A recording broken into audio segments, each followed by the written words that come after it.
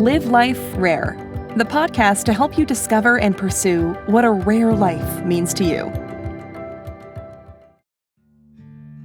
Hello, I'm Stephen Smith, and today we're going to talk about being present. Our one and only grandson turned 2 years old recently. He had a small party, and he was blessed with many gifts from his family, mostly toy tractors, dump trucks, cars, and things like that.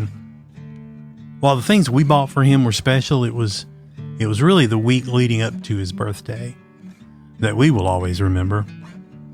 Highlights of his birthday week included rides with Mama and Pawpaw, meals at his favorite restaurants, a visit to the fabulous Tennessee Aquarium, seeing prize chickens and live music at the county fair, and a hiking trip at our local state park.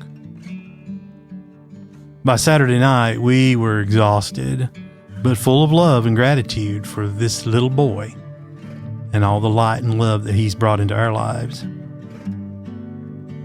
You know, I've read that around age 2 is about the youngest point at which humans form lasting memories. Now, whether he grows up retaining this birthday week or not, we don't know, but one thing we do know for sure, this boy knows that he's surrounded by family members who love him.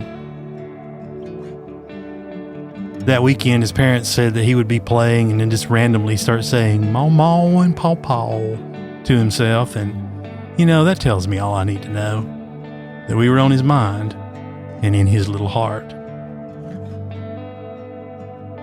The years I spent running our small business, a marketing agency, enforced in me a loop closing mentality. Success consists of projects that are done right, made up of steps that need to be checked off in order to accomplish what's necessary to achieve your goals. I have to consciously work at setting that mentality aside when it comes to the business of life. You see, that part of my brain would have said, buy some toys? Check. Attend a party? Check. Sing the happy birthday song? Check. Success. If I had allowed that mentality to rule, I would have missed so many blessings that weekend. You'd think that a few years of wrestling with a rare disease would have taught me to slow down, to focus on the truly important things in life, and to take time to enjoy the small gifts that come our way each day.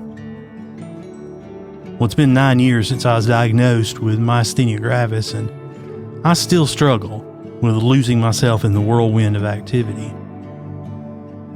In Oliver Burkeman's book, 4,000 Weeks, Time Management for Mortals, the author brings to light the fact that if we live to be 80, we have just over 4,000 weeks on Earth. When you look at it like that, you know, the truth is really staggering. Our grandson has lived just 100 of those, while Mama and Pawpaw have logged 70% of this total. By the time he's our age, we'll most likely be long gone, and all he'll have will be photographs and memories, to quote Jim Croce.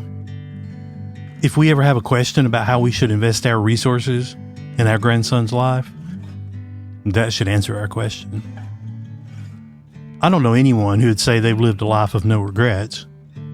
But as I strive to live a truly rare life in the years I have left, my focus needs to be on filling those days with the things that will matter most in the end, both to me and to the people whom I'm blessed to have in my life.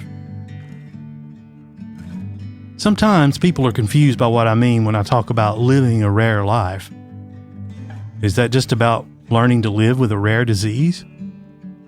That's certainly part of it, but the bigger picture is crafting an existence wherein you step outside of the normal and the routine, and you create a world that enriches you and those around you.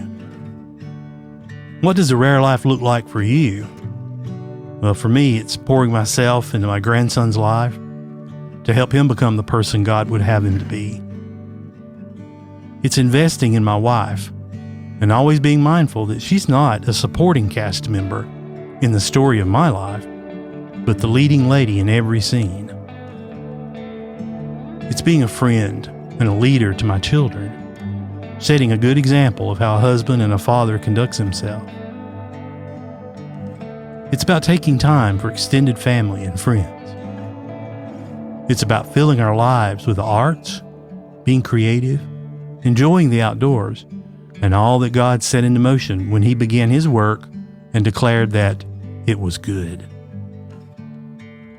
I fail at many of those on pretty much a daily basis. But weeks like the one that we had with our grandson, it's a reminder that being intentional will reap huge returns. Our grandson may not remember a lot of details, if any, from his birthday week. But I believe the time that we spent with him will add to the foundation that we're building in his life. He may not recall with much clarity the big fish at the aquarium or the prize roosters at the fair or the trail through the woods. But he'll know that Mama and Papa love him and that spending time with him is one of our greatest joys.